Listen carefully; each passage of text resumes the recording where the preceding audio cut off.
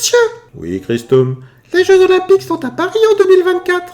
Oui, et... Figurez-vous que c'était déjà le cas il y a 100 ans. J'ai déjà fait une vidéo sur 1924, vous avez oublié? Mais vous n'avez pas parlé des Jeux Olympiques. Il y avait les Jeux d'hiver et les Jeux d'été en France en 1924. Si j'en avais parlé, il aurait fallu une vidéo de plus d'1 heure. Et avec les Jeux d'été alors? Voyageons 100 ans en arrière.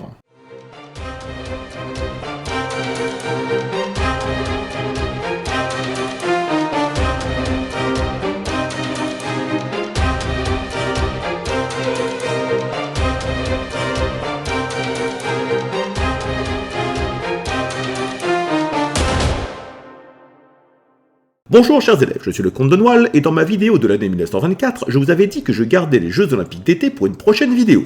La voici donc.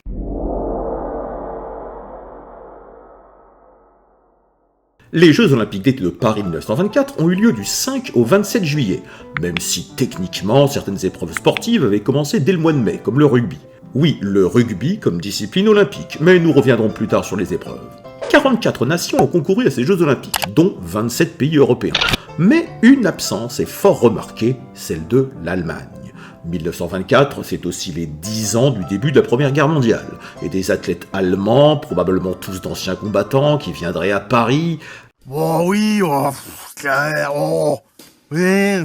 C'était un peu chaud diplomatiquement parlant. Ces 44 nations ont aligné pas moins de 3089 athlètes. Bon, on est certes très loin des 206 nations et des 11 182 athlètes des JO de 2024, mais il faut se replacer dans le contexte. Il n'y avait pas tant de pays que ça en 1924 à cause des empires coloniaux, et on n'était qu'à 6 ans de la boucherie de la Première Guerre mondiale, qui avait emporté tant de jeunes, et malgré cela, le nombre d'athlètes et de nations a battu un record, puisqu'il n'y avait que 29 nations en 1920 pour 2600 athlètes. Ces Jeux de Paris n'ont pas eu lieu entièrement à Paris. En réalité, beaucoup d'épreuves ont eu lieu au stade de Colombes, dans les Hauts-de-Seine. C'est d'ailleurs là qu'a été installé le village olympique. C'était des baraquements en bois, posés sur de la terre, sans goudron bien sûr, et interdits aux femmes. Ah oui, même les athlètes féminines. Bien évidemment! Bien évidemment! Bien évidemment! Mais il y avait tout de même le comble de la modernité, l'eau courante.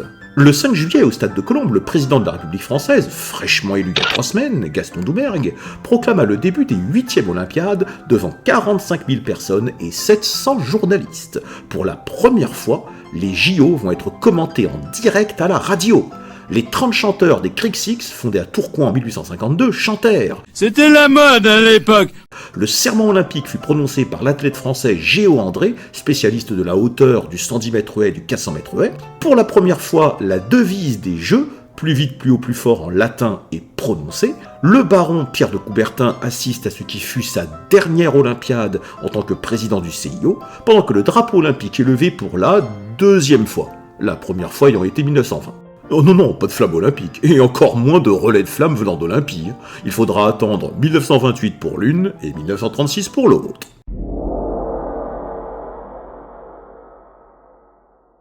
Il n'y avait que 17 sports représentés, mais tout de même 126 épreuves. 27 épreuves pour l'athlétisme, 13 pour la lutte, 11 pour la natation, 10 pour le tir, ça fait déjà la moitié des épreuves. Le rugby faisait donc sa dernière apparition comme sport olympique, les bagarres, ou plutôt l'affrontement qui eut lieu en finale, ont dissuadé le CIO de faire réapparaître le rugby aux JO suivants. Oui, car la violence n'est pas une solution, c'est LA solution. Les autres sports sont classiques, comme la boxe, la gymnastique, l'haltérophilie, le tennis, le cyclisme ou l'escrime. Certains sports de démonstration sont présentés, comme la savate ou boxe française, mais aussi la pelote basque et la canne de combat.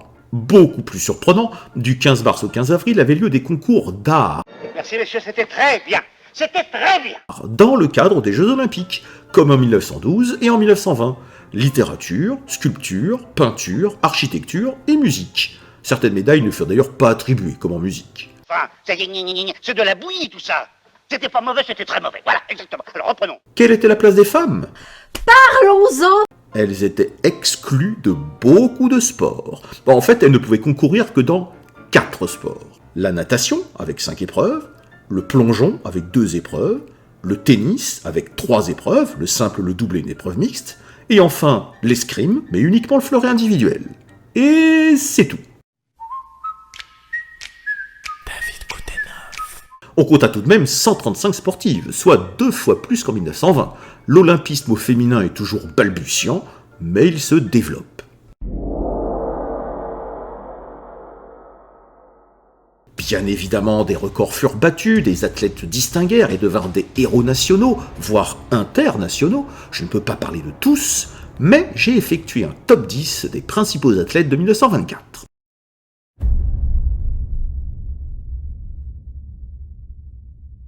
Née en 1903, Julie Vlasto, 21 ans, bien que championne de France, n'était pas attendue lors de ces JO.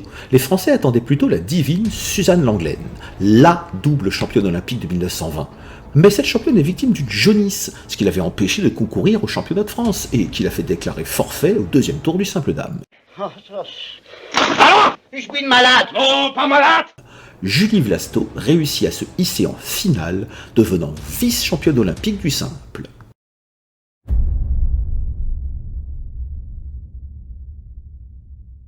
Né en 1891, le tennisman américain Richard Williams embarqua sur le Titanic en 1912. Naufragé et après une chute de 12 mètres dans une eau à moins 2 degrés, il réussit à atteindre le canot de sauvetage renversé. Les 2 jambes gelées, il faillit en être amputé, mais il refusa l'amputation. Après beaucoup d'efforts pour conserver ses jambes, il réussit à revenir au tennis. En 1924, il remporta la médaille d'or en double mixte avec Hazel Hotchkiss-Wickman, qui avait aussi remporté le double dame.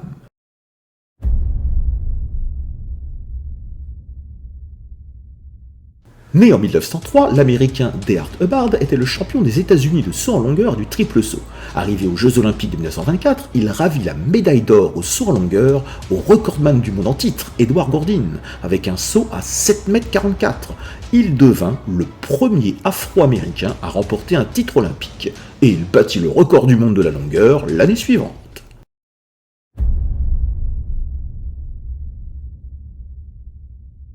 Né en 1902, cet athlète écossais, fervent chrétien, a refusé de courir un dimanche, abandonnant ainsi le 100 mètres à son compatriote et rival Harold Abrahams, leur rivalité ayant été sublimée par le film Les chariots de feu.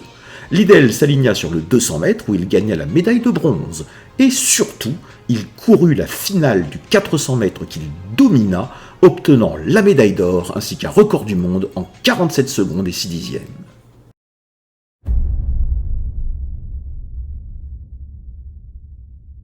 Née en 1905, cette jeune américaine était très attendue.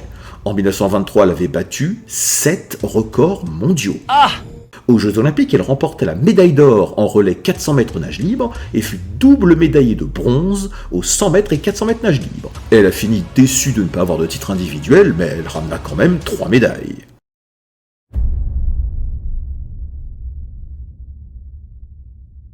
Née en 1907, cette adolescente de 17 ans, contre toute attente, a réussi ce que Ederle avait souhaité. Elle remporta la médaille d'or du 100 mètres nage libre devant 2 de ses compatriotes, dont Gertrude Ederle, et elle remporta aussi le relais 4 x 100 mètres nage libre, avec Gertrude Ederle battant le record du monde. Elle fut la seule athlète féminine de ces JO à avoir remporté 2 médailles d'or.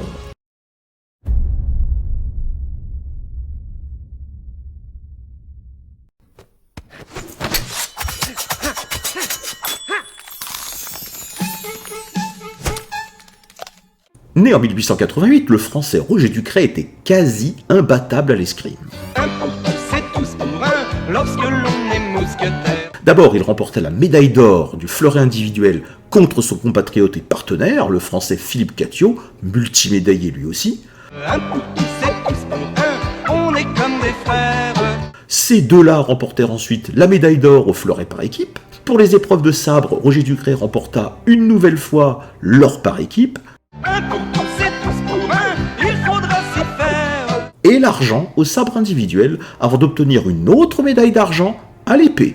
Avec 5 médailles, dont 3 en or, notre D'Artagnan des temps modernes aura marqué de son empreinte l'escrime française. Comme les doigts de la main, et ça leur va bien.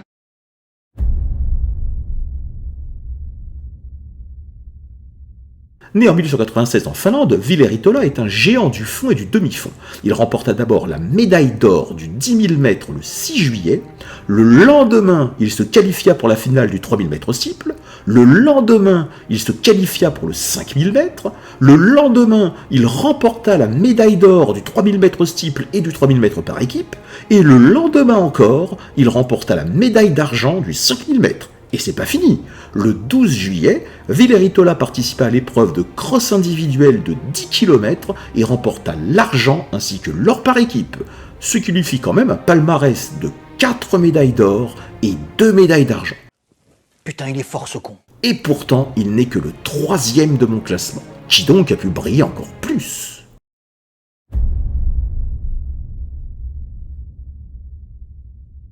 Né en 1904 en Autriche-Hongrie, Johnny Weissmuller n'avait pas encore la nationalité américaine. Il s'est fait passer pour son jeune frère Peter, qui lui avait la nationalité, car né aux États-Unis.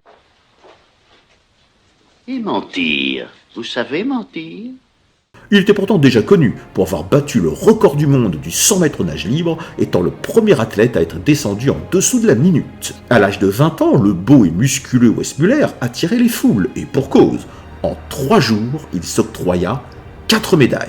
D'abord le 18 juillet, après avoir battu le record olympique du 400 mètres nage libre la veille en demi-finale, Weissmuller remporta la médaille d'or en battant son propre record devant 4000 spectateurs. Il participa au concours de water-polo et son équipe obtint le bronze. Le 20 juillet au matin a lieu le relais 4 x 200 mètres nage libre. L'équipe américaine avec Weissmuller remporta l'or assez facilement. Puis l'après-midi du même jour, il remporta le 100 mètres nage libre en battant l'ancien champion olympique et en descendant une nouvelle fois en dessous de la minute. Plus rapide que le cheval qui souffle en tempête. Il obtint donc 4 médailles, dont 3 en or, avec un record olympique aux 100 mètres, un record du monde aux 4 x 200 mètres et un record olympique aux 400 mètres, record qui tiendra jusqu'en 1972. C'est bien simple, Johnny Weissmuller, sur l'ensemble de sa carrière, n'aura jamais perdu une seule compétition de natation. Il établira 28 records du monde, avant de se tourner vers le cinéma en 1929 pour incarner le célèbre Tarzan.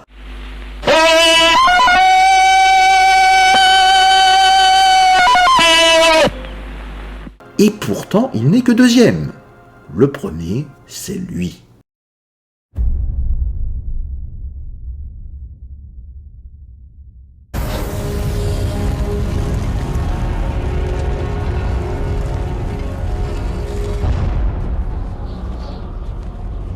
Né en 1897, le Finlandais Paavo Nurmi est, comme son compatriote Ritola, un géant du fond et du demi-fond. Déjà, aux Jeux Olympiques de 1920, il était triple champion olympique, du 10 000 mètres, du cross individuel et par équipe, ainsi que vice-champion olympique du 5000 mètres, et pourtant, personne ne pouvait s'attendre à une telle domination du Finlandais lors de ces JO de 1924. Le 10 juillet, Paavo Nurmi remporta la médaille d'or du 1500 mètres. 2 heures plus tard, il remporta la médaille d'or du 5000 mètres devant son compatriote Ritola, battant le record olympique. La seule manière de connaître ta force, c'est de t'entraîner à tester tes limites. Le surlendemain, avec une canicule de plus de 40 degrés, Nurmi participa à l'épreuve de cross de 10 km qu'il remporta, toujours devant Ritola. Les deux athlètes gagnèrent la médaille d'or du cross par équipe. Et le lendemain, l'équipe de Finlande remporta le 3000 mètres par équipe. Tu donneras au peuple de la Terre un idéal à atteindre. Après 7 courses en 6 jours, Paavo Nurmi remporta donc 5 médailles d'or, un record. Ils se rueront sur tes pas, ils trébucheront, ils tomberont, mais le moment venu, ils te rejoindront. Son seul regret est de ne pas avoir pu défendre son titre sur le 10 000 mètres, car les officiels finlandais ont voulu, je cite, le préserver. Paavo Nurmi dépasse les limites humaines selon les journalistes sur place. Il resta au sommet plusieurs années, restant imbattable durant 4 ans dans toutes les courses qu'il disputait, établissant 20 records du monde. Un extraterrestre.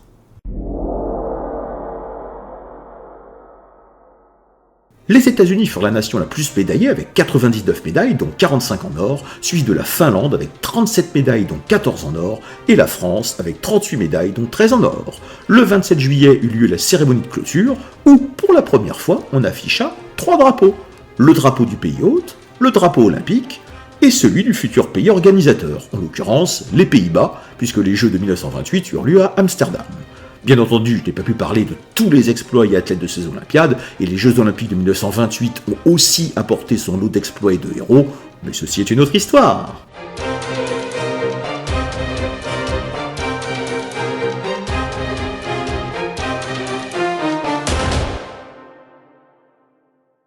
Alors, qu'avez-vous pensé de ce petit voyage dans le temps? C'était clairement un autre monde, monsieur. En fait, ce qui est bizarre, c'est que c'est à la fois très éloigné, et pourtant il y a des ressemblances avec maintenant. Peut-être parce que les valeurs sportives sont restées inchangées. Plus vite, plus haut, plus fort, l'essentiel c'est de participer, etc. etc.